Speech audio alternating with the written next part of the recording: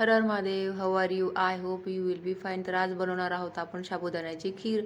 त्यासाठी साबुदाणा भिजत घातला आहे, वेलची पूड आणि बदामाचे काप करून घेतलेले आहेत. आपलं सुकं खोबरं आहे त्याला किसून घेतलेलं आहे आणि 2 वाट्या साखर. तुम्ही साखरेचं प्रमाण तुमच्या आवडीनुसार कमी जास्त करू शकता. आणि नंतर मग आपल्याला काय करायचं आहे, हा साबुदाणा जो भिजत घातलेला होता तो जे पाणी आपण टाकलेलं आहे एक्स्ट्राचं, त्या पाण्यासकट आपल्याला पातेल्यामध्ये काढून छानपैकी त्याला असं उकळून घ्यायचं आहे गॅसवरती. आणि ही खीर जी आहे ती कुठल्याही उपवासाला चालते, म्हणजेच संकष्टी असो, शिवरात्र असो किंवा आपलं एकादशी असो किंवा अजून दुसरं कुठलंही व्रत असेल. प्रत्येक उपवासाला चालणारी एकमेव अशी मस्तपैकी छान अशी मधुर खीर. तर थोड्याच वेळामध्ये बघा याला अशी उकळी आलेली आहे आणि हा जो साबुदाणा आहे याच्यामधला हा पूर्ण ट्रान्सपरंट झालेला आहे. तर असा ट्रान्सपरंट होईपर्यंत आपल्याला काय करायचं आहे, साबुदाण्याला उकळी आणायची आहे. नंतर मग त्यामध्ये आपल्याला वेलची पूड, किसलेलं खोबरं आणि बदामाचे काप टाकायचे आहेत. हे बदामाचे काप जे आहेत ना ते अर्धे टाकू आणि अर्धे आपल्याला काय करायचे आहेत, नंतर गार्निशसाठी यूज करायचे आहेत. तर बघा आता या ठिकाणी हे खोबरं वगैरे वेलची पूड जी आहे ती थोडी छानपैकी असं म्हणजे आपल्याला फुगल्यासारखं वाटतं, भिजून भिजून शिजून त्यामध्ये उकळल्यासारखं होतं. आणि नंतर आपल्याला त्यामध्ये काय करायचं आहे, दूध टाकायचं आहे. आणि दूध टाकल्याच्यानंतर मग आपण जी साखर घेतलेली आहे ती साखर पण याच्यामध्ये आपल्याला आता फायनली ॲड करायची आहे. 2 वाट्या साखर घेतली होती मी, या ठिकाणी 2 वाट्या टाकत आहे. तुम्ही कमी जास्त करू शकता.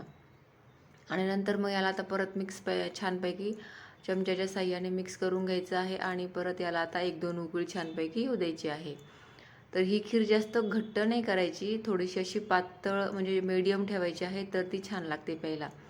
छोट्या बाळाला पण आपण ही खीर देऊ शकतो, छान असते. आणि एकादशी आहे आज, तर नक्की संध्याकाळचा बेत करा. संध्याकाळच्या फराळामध्ये नक्की ही खीर तुम्ही ॲड करा. तर मस्तपैकी आता या ठिकाणी काय झालं आहे, खीर छान उकळत आहे आणि याचा कलर पण आता वेगळा थोडासा चेंज झाला आहे बघा. आता थोडासा असा पिवळसर झाला, एकदम लाईट पिवळसर कलर झालेला आहे. म्हणजे आपली ही खीर आता ऑलमोस्ट रेडी आहे. तर माझ्या चॅनलवर तुम्ही नवीन असाल तर please subscribe my YouTube channel. माझ्या चॅनलला सबस्क्राईब करा.